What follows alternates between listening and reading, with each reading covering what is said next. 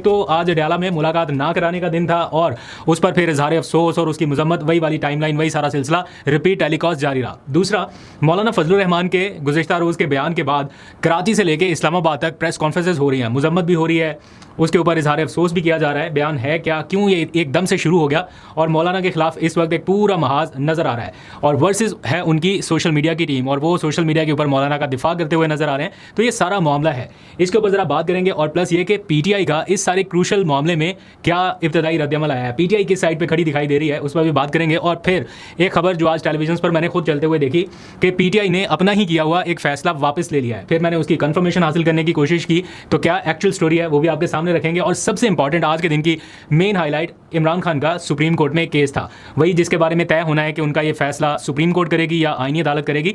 इस बारे में आज समाअत हुई है, 3 रुकनी बेंच ने क्या डिसाइड किया, आज के दिन की क्या कार्रवाई रही, एक एक करके सारी तफसील आपके सामने रखते हैं। लेकिन पहले आ जाइए जरा अडयाला के बाहर। आज मंगल का रोज़, उनसे मुलाकात ना कराने का दिन। 270 दिन हो गए इमरान खान की उनके अहले खाना से या फिर पार्टी की लीडरशिप में से किसी से मुलाकात नहीं हुई। हाँ, बुशरा बीबी से उनकी जेल के अंदर मुलाकात हो जाती है, उसके बारे में बताया भी जाता है। आज बुशरा बीबी की उनके अहले खाना के साथ तो मुलाकात हो गई, लेकिन जो उनकी बहनें आज गई थीं उनमें से किसी की मुलाकात नहीं हुई। जो वक्त था वो ख़त्म हो गया और उसके बाद उनकी 2 बहनें वहाँ से वापस रवाना हो गई। आज अलीमा खान वहाँ पर नहीं पहुँची, वो ऑलरेडी चित्राल में हैं और एक्सपेक्ट किया जा रहा था कि वो आज ज्वाइन करेंगी, लेकिन नहीं आई। अब ये बड़ा इंटरेस्टिंग हो गया अलीमा खान का अडयाला ना आना। उन्होंने सबको मना कर दिया था कि अब हम सिर्फ बहनें आएंगी, तो आज वहाँ पे कोई इतना ज़्यादा रश भी नहीं था, रोड भी मामूल के मुताबिक खुले हुए थे, दुकानें भी बंद नहीं थी, पेट्रोल पंप्स खुले थे, मामूल के मुताबिक आना जाना चल रहा था। उस तरह से नहीं था जैसे पिछले मंगल या उससे पहले वाले मंगल को देखा जा सकता था।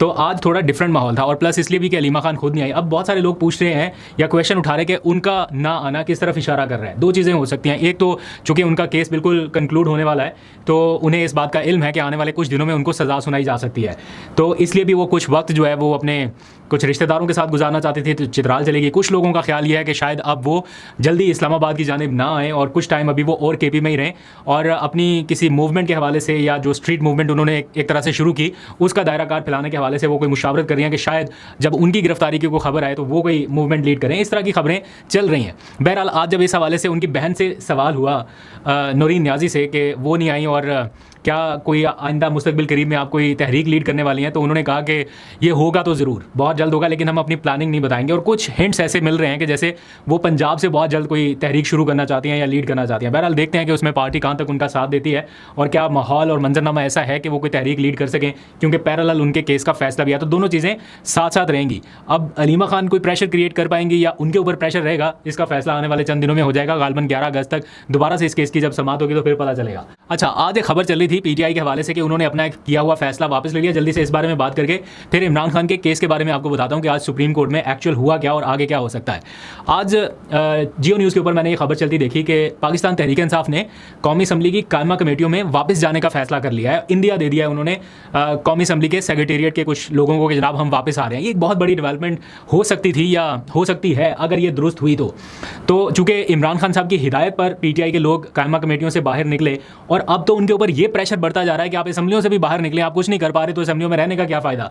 क्या ये पासपोर्ट और मराद के लिए आप वहाँ पर बैठे हुए हैं? जब आप कुछ कर नहीं पा रहे, इस सिस्टम को आपके होने ना होने से कोई फ़ायदा नुकसान नहीं हो रहा, तो आप वहाँ पर क्या बैठे हैं? तो इस तरह से अब चीज़ें चल रही हैं। ऐसे वक्त में ये खबरें आना कि पीटीआई कायमा कमेटियों में वापस जा रही है, ये बड़ी सरप्राइजिंग सी थी कि ऐसी कौन सी डेवलपमेंट आखिर हुई या पॉजिटिव ऐसा कोई इंडिकेटर ऐसा क्या आया कि पीटीआई वापस जा रही है कायमा कमेटियों का हिस्सा बनने। क्योंकि ये मुतालबा हुकूमत का है पीटीआई से कि आप वापस असम्बलियों में आए, कायमा कमेटियों का हिस्सा बन जाएं और अपना फ़ाल किरदार अदा करें, लेकिन पीटीआई अभी तक बाहर थी। जब ये खबर चली तो मैंने रब्ता किया मुतल्लिका शख्स से, पीटीआई के जो चीफ विप हैं आमिर डोगर, क्योंकि पीटीआई और असेंबली सेक्रेटेरिएट के दरमियान जो भी ऑफिशियल गुफ्तगू हो रही है या होती है वो थ्रू प्रॉपर चैनल होती है, यानी चीफ विप ही कन्वे करता है चीज़ों को। तो मैंने उन्हीं को फ़ोन किया, उनसे मैंने पूछा कि क्या ऐसी कोई खबर है, आप वापस जा रहे हैं कायमा कमेटियों में? तो उन्होंने कहा बिल्कुल ये खबर गलत है, ऐसी कोई बात नहीं है। मैंने उन्हें फिर बताया, मैंने कहा अभी मैंने जियो पर ये खबर चलती देखी, वो तो क्लेम कर रहे हैं। बहरहाल जिन्होंने वो खबर दी थी वो पीटीआई को कवर करने वाले रिपोर्टर नहीं है, पीपल्स पार्टी और पार्लियामेंट को कवर करते हैं। तो आमिर डोगर साहब का ये कहना था कि ऐसा ना कोई फैसला हुआ ना अंडर कंसिडरेशन है, और मुझे भी ऐसा लगता है कि ये फैसला पीटीआई तब तक रिवर्स नहीं कर सकती जब तक इमरान खान साहब की मंजूरी ना आ जाए या उनसे इस बारे में ग्रीन सिग्नल ना ले लिया जाए। अपने तौर पे पीटीआई ये फैसला शायद ना कर पाए। अच्छा, अब आ जाइए जरा सुप्रीम कोर्ट की जानिब के आज इमरान खान के केस के हवाले से क्या हुआ। नैब के अलकादे ट्रस्ट केस में उनकी जमानत का मामला कौन सुनेगा? क्या सुप्रीम कोर्ट सुनेगी या फिर ये मामला आईनी अदालत सुनेगी? इस हवाले से सुप्रीम कोर्ट में एक केस दायर किया गया था कल और आज उसकी समाअत हुई है। 3 रुकनी बेंच ने इसकी समाअत की। अब मैं जल्दी से आपको बता देता हूँ, बहुत ज़्यादा डिटेल में नहीं जाता। नैब हुकूमत और अटॉर्नी जनरल, ये तीनों सेम पेज पे हैं कि जनाब इमरान खान साहब का ज़मानत का मामला है, ये आईनी अदालत ही सुनेगी, ये वफाकी आईनी अदालत सुनेगी, क्योंकि वफाकी हुकूमत ने मार्च में कानून बदल दिया है। और वो क्यों बदला गया, क्या हुआ, उसका पस मंज़र को बहुत लंबा चौड़ा नहीं है। वो यही है कि ऑब्वियसली इमरान खान साहब का केस लगा हुआ था नैब का, तो उसी ज़मन में ऐसा लगता है कि कानून साजी की गई पर्सन स्पेसिफिक। बहरहाल अब नैब, अटॉर्नी जनरल और वफाकी हुकूमत ये सेम पेज पे हैं अदालत को बताने में कि जनाब हुकूमत ने कर दिया तरमीम, इसलिए अब आप इसका फैसला नहीं कर सकते, ये केस जाएगा वफाकी आईनी अदालत में। और साथ ही वो ये मौक़िफ़ रख रहे हैं कि ऐसा कैसे हो सकता है कि केस का एक हिस्सा यानी ज़मानत सुने सुप्रीम कोर्ट और बाकी मरकज़ी अपील का मामला सुने वफाकी आईनी अदालत। तो वो कह रहे हैं कि सारा ही केस जो है वो वफाकी आईनी अदालत सुनेगी। लेकिन ऑन द अदर हैंड एक आर्गूमेंट ये है कि ये भी कैसे हो सकता है कि फौजदारी केस जो है वो आईनी अदालत के पास चला जाए, क्योंकि आईनी अदालत बनाई ही इसलिए गई थी कि वो आईनी मुकदमात की पैरवी कर सके या आईनी मुकदमात को सुन सके। तो ये वाला जो नैब का मामला है ये किसी भी तरह से आईनी नौयत का नहीं है, ये फौजदारी मुकदमा है। और इसमें ज़मानत का मामला भी अगर सुप्रीम कोर्ट नहीं सुन सकती और आईनी अदालत ने सुनना है तो फिर ये एक बड़ा स्ट्रॉन्ग आर्गूमेंट है। बहरहाल इसके ऊपर दलाइल चल रहे थे और अभी वफाकी हुकूमत से और अटॉर्नी जनरल से कुछ और सवालात के जवाब अदालत ने मांगे हैं और इस केस की समाअत 16 जुलाई तक मुलतवी कर दिया है। अब आ जाइए एक और खबर की तरफ। सारी तोपों का रुख इस टाइम मौलाना फजलुर रहमान की तरफ है और आज सुबह से मैं प्रेस कॉन्फ्रेंसेस कवर भी कर रहा हूँ, एक के बाद दूसरी, दूसरी के बाद तीसरी। हम देख रहे हैं टेलीविजन के ऊपर भी मैराथन ये सिलसिला जारी है, कराची से लेकर इस्लामाबाद तक बहुत सारे लोग प्रेस कॉन्फ्रेंसेस कर रहे हैं और मौलाना इस टाइम जो है वो फेस कर रहे हैं एक बैकलैश के उन्होंने शोहदा से मुतालिक एक ऐसा बयान दिया जो मैं ज़ाती तौर पे समझता हूँ कि थोड़ा बेहतर अंदाज में प्रेजेंट किया जा सकता था अपना मौक़िफ़। वो जिस तरह से कम्युनिकेट हो गया, चूँकि ये एक बहुत ही सेंसिटिव किस्म का मामला है, इस पर बात करते हुए तो बहुत सारे लोगों की दिल आज़ारी का इम्कान पैदा हो जाता है। तो अब मौलाना फजलुर रहमान से ये मुतालबा किया जा रहा है कि वो अपने उस बयान पर माफ़ी मांगे। ये सिलसिला शुरू हुआ पहले कुछ ट्वीट्स के बाद में कुछ वफाकी वज़रा की जानिब से ट्वीट्स हुए, फिर कुछ प्रेस कॉन्फ्रेंसेज हुई और आज फिर ये सिलसिला पूरा दिन चलता रहा और मौलाना से बारहा ये मुतालबा किया जा रहा है कि वो अपने अल्फाज वापस लें और इस पर माफ़ी मांगे।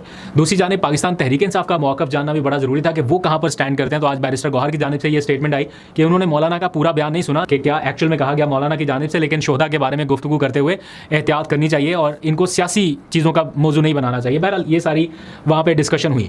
अब जो मौलाना की अपनी जमात है वो कह रहे हैं कि हम क्यों माफ़ी मांगे या जो मुतालबा किया जा रहा है वो कह रहे हैं कि किस चीज़ की माफ़ी मांगे। तो ये एक ऐसा सीन क्रिएट हुआ है जिसमें मौलाना और हुकूमत आमने सामने दिखाई दे रहे हैं, यानी वो मौलाना जिन्होंने पीडीएम के टाइम पे इस हुकूमत में मौजूद जो सरबराहान हैं, जो कुछ भी है उनको लीड किया, उनको एक पूरा एक रोड मैप जो है वो मौलाना के छत्र छाया में दिखाई दे रहा था। अब वही मौलाना उसी हुकूमती जो इत्तेहाद है उसके एक तरह से निशाने के ऊपर नज़र आ रहा है। पीपल्स पार्टी इसमें थोड़ा सा पीछे है, वो इतना टारगेट नहीं कर रहे। बहरहाल दूसरी जानिब जो मुस्लिम लीग नून के रहनुमा हैं, वफाकी वज़रा हैं, जो भी हैं, आईपीपी से भी खासतौर पे वो मौलाना से माजरत का मुतालबा कर रहे हैं। अब देखते हैं कि मौलाना क्या मौक़िफ़ अपनाते हैं, लेकिन मेरा ख्याल है जहाँ पर शोहदा के बारे में बातचीत की जाए, चूँकि ये एक ऐसा मामला है कि इसके ऊपर थोड़ा हसासियत का अंसर ज़्यादा शामिल हो जाता है, इसलिए इस पर बात करते हुए थोड़ी एहतियात बरतनी चाहिए। एनीहाउ देखते हैं आगे चल के क्या होता है। एक खबर, आखिरी खबर तो नहीं है, मतलब जो सूरत हाल है अमेरिका ईरान जो जंग की सूरत हाल है, मतलब जो न्यूक्लियर हथियारों को रोकने की एक जंग थी वो आबना हुरमुज़ खुलवाने की जंग में बदल चुकी है।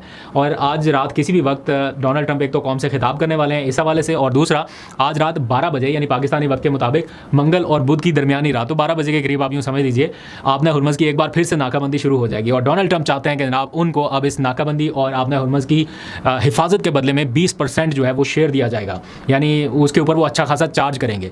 तो जो ईरानी लोग हैं या लीडरशिप है वो कह रही है कि डोनाल्ड ट्रंप ठीक कह रहे हैं कि जो इसकी हिफाजत करे उसको शेयर मिलना चाहिए, इसीलिए हम इसकी हिफाजत पर मामूर हैं और हम शेयर लेंगे। तो इस शेयर की जंग के चक्कर में पेट्रोलियम प्राइसेस जो है वो 78 से भी ऊपर जा चुकी हैं, 80 या 80 से ऊपर चली जाएंगी किसी भी टाइम।